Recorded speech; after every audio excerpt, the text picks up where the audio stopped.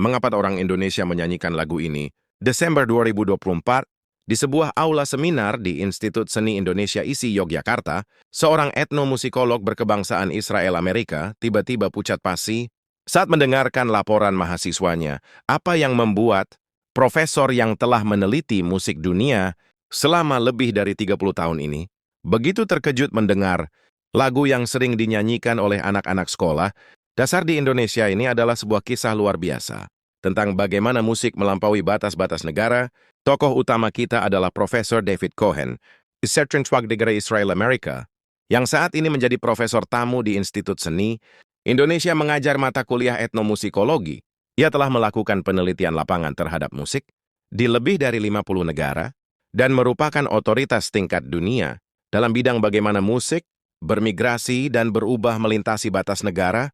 Saya menghabiskan 30 tahun mempelajari bagaimana musik menembus penghalang budaya untuk menyebar, tetapi apa yang terjadi hari itu benar-benar menjungkir balikkan semua asumsi saya. Kenang Profesor David. 15 Desember 2024 adalah hari presentasi hasil penelitian akhir. Para mahasiswa bergantian melaporkan hasil riset mereka yang berlangsung selama 1 tahun. Tema penelitian saya adalah evolusi lagu-lagu asing yang diperkenalkan ke sekolah dasar di Indonesia setelah masa kemerdekaan. Yang menarik adalah ada 2 lagu yang hingga kini masih populer, dinyanyikan di banyak sekolah, kata seorang mahasiswi bernama Ananda Putri. Jujur saja saat awalnya saya tidak terlalu memperhatikan Prof. David mengenang suasana saat itu karena saya merasa sudah cukup memahami pendidikan musik di Indonesia. Lagu pertama adalah lagu yang sangat akrab di telinga semua orang saat acara api, unggun atau kegiatan pramuka yang sering disebut lagu Mayim atau tarian Mayim. Silakan lihat cuplikan video asli dari sebuah sekolah dasar ini. Lanjut Ananda. Tepat pada saat itu, wajah profesor berubah, nafas saya seolah berhenti seketika. Melodi dan gerakan tari yang dilakukan anak-anak itu benar-benar lagu sakral yang saya dengar sejak kecil di kampung halaman saya. Tidak mungkin salah, namun kejutan itu belum berakhir. Lagu kedua adalah Dona Dona. Lagu ini bahkan masuk dalam buku teks pelajaran musik dan sangat populer di lingkungan sekolah. Tambah Ananda, keterkejutan Profesor David berubah menjadi guncangan batin. Dona Dona juga, ini jelas bukan kebetulan. Mengapa anak-anak Indonesia bisa begitu alami menyanyikan lagu-lagu bangsa Yahudi kami? Ananda melanjutkan laporannya. Yang menarik adalah kedua lagu ini diperkenalkan ke dalam sistem pendidikan Indonesia pada periode yang hampir bersamaan dan telah dinyanyikan selama lebih dari 70 tahun.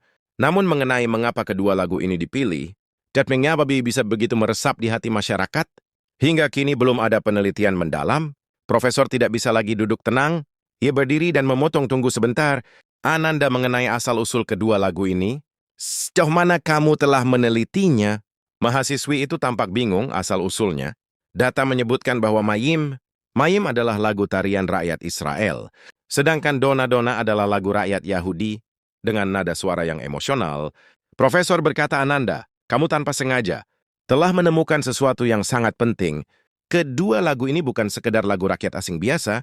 Mereka memiliki makna yang sangat istimewa bagi kami, bangsa Yahudi. Seluruh aula seminar mulai gaduh. Profesor melanjutkan dengan ekspresi teguh. Mulai ke sekarang, saya akan memecahkan misteri ini. Mengapa lagu-lagu ini menyeberangi samudera luas untuk sampai ke Indonesia dan mengapa mereka bisa dicintai oleh anak-anak Indonesia selama lebih dari 70 tahun? Saya berjanji akan mengungkap kebenarannya keesokan harinya di kantornya yang dipenuhi tumpukan dokumen dan dinding yang dihiasi skor musik serta foto-foto dari seluruh dunia. Profesor David berpikir keras sendirian. Saya sudah meneliti selama 30 tahun. Mengapa saya tidak pernah menyadari hal ini? Mari kita mulai dari fakta sejarah paling dasar. Profesor menatap 2 lembar skor musik di tangan kirinya. Satu adalah Mayim Mayim dan yang lainnya adalah Dona Dona. Komposer Mayim Mayim adalah Emmanuel Amiran, diciptakan pada 1942. Ia membuka komputernya dan mulai mencari data. Secara detail sangat menarik. Lagu ini lahir 6 tahun sebelum negara Israel berdiri. Ini adalah lagu yang mengekspresikan kegembiraan bangsa Yahudi di seluruh dunia dalam gerakan Zionisme saat menemukan sumber air di tanah yang gersang. Wajah profesor penuh dengan ketakjuban. Maim dalam bahasa Ibrani berarti air. Liriknya dikutip langsung dari kitab suci. Perjanjian lama, kitab Yesaya. Maka kamu akan menimba air dengan kegirangan dari mata. Air Keselamatan ini bukan sekadar lagu rakyat, ini adalah kidung suci dengan makna religius. Profesor menemukan lebih banyak data. Tariannya dirancang oleh Elsa Dublon pada 1937, mensimulasikan pemandangan penduduk desa yang berkumpul. Setelah menemukan sumur air, ini adalah jenis tari. Hora yang dilakukan di sekitar sumber air. Layar komputer menampilkan video, tari hora tradisional Israel, ini berarti anak-anak. Indonesia yang menari di sekitar api unggun sebenarnya sedang melakukan ritual keagamaan yang mengekspresikan kegembiraan di tanah baru dan rasa syukur kepada Tuhan. Profesor menarik nafas dalam-dalam di Indonesia, meskipun orang menyanyi dengan bahasa Ibrani aslinya, mungkin sangat sedikit yang memahami makna religiusnya, karena lagu ini selalu diperkenalkan sebagai kegiatan kelompok yang menyenangkan. Kemudian Profesor mulai menyelidiki dona-dona. Lagu aslinya diciptakan pada 1938. Sebuah lagu berbahasa Yiddish berjudul Dana Dana, komposernya adalah Shalom Secunda, dan penulis liriknya adalah Aaron Zeitlin. Ekspresi Profesor berubah menjadi berat. 1938 adalah masa ketika penganiayaan terhadap bangsa Yahudi semakin hebat. Lagu ini di permukaan tampak seperti tentang seekor anak sapi yang akan dibawa ke tempat penyembelihan, tetapi di baliknya mengandung kiasan yang mendalam. Profesor terus membaca dokumen perbandingan antara anak sapi yang dibawa ke penyembelihan dengan burung, walet yang terbang bebas melambangkan tragedi, sebuah bebing sedih yang tidak punya pilihan selain tunduk pada nasib. Bahasa Yiddish adalah bahasa yang digunakan oleh orang Yahudi Eropa. Layar menampilkan foto-foto Eropa 1930-an. Berarti ini adalah lagu yang penuh dengan kesedihan, seolah-olah meramalkan tragedi Holocaust di masa depan. Profesor mulai memikirkan bagaimana kedua lagu ini diterima di Indonesia. Namun yang aneh adalah di Indonesia lagu ini diterima dengan makna yang sepenuhnya berbeda. Profesor menemukan data dari program televisi Edukasi 1910 Kropan bahwa dona-dona diperkenalkan di Indonesia sebagai lagu tentang anak sapi yang malang, kadang digunakan sebagai bahan ajar, pendidikan karakter tentang kasih sayang terhadap makhluk hidup, namun sama sekali tidak menyebutkan latar belakang tragedi bangsanya. Profesor merenung lebih dalam, Mayim juga demikian.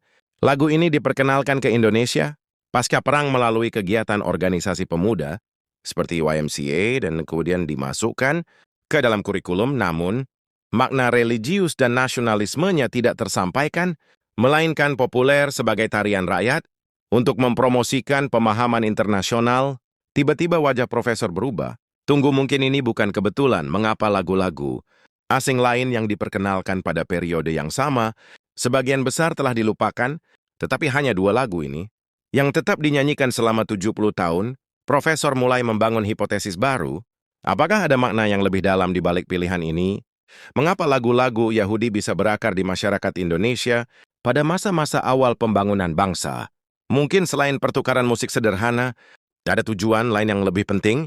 Profesor memutuskan untuk memecahkan misteri ini dengan menyelidiki secara detail siapa reformis pendidikan musik saat itu dan untuk tujuan apa lagu-lagu ini diperkenalkan ke Indonesia.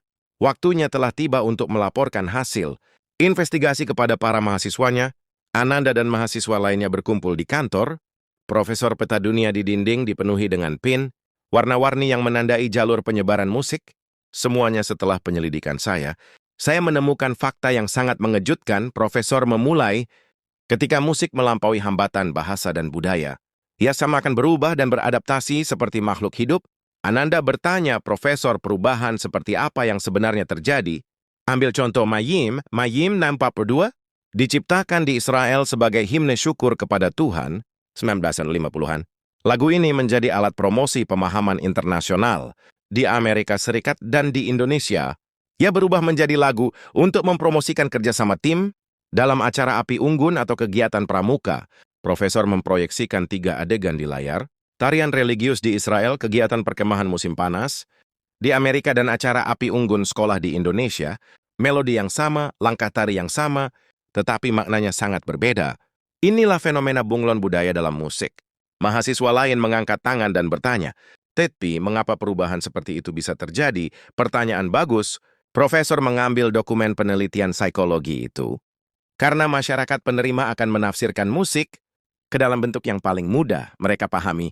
Profesor menganalisis masyarakat Indonesia Pasca kemerdekaan saat itu masyarakat Indonesia menekankan semangat gotong royong dan persatuan nasional, sambil juga berkeinginan untuk terhubung dengan dunia internasional, bentuk lingkaran dalam tarian Mayim. Mayim sangat cocok dengan suasana zaman yang mementingkan harmoni kolektif. Ananda mengangguk setuju benar saat saya mencari data. Lagu ini memang diperkenalkan sebagai simbol persahabatan dan kerjasama. Tepat sekali begitu juga dengan Dona Dona, 1961.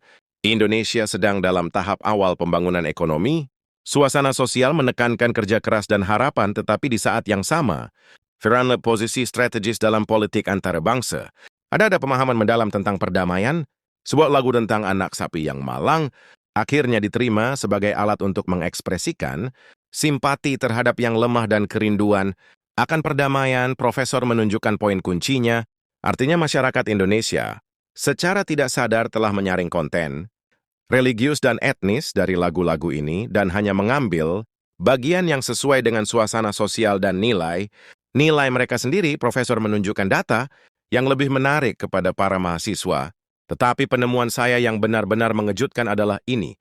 Meskipun maknanya berubah, dampak lagu-lagu ini terhadap masyarakat Indonesia sangat besar. Seorang mahasiswa menunjukkan ekspresi penasaran, dampak seperti apa? Profesor-profesor memamerkan data mengenai kegiatan pertukaran internasional Indonesia sejak 1970, dari 1970-2000-an, bantuan kemanusiaan internasional, dan kegiatan organisasi non-pemerintah Indonesia meningkat pesat. Yang lebih menarik adalah setelah 1980-an, yaitu ketika generasi yang tumbuh dengan menyanyikan Mayim-Mayim dan Dona Dona di sekolah menjadi kekuatan utama dalam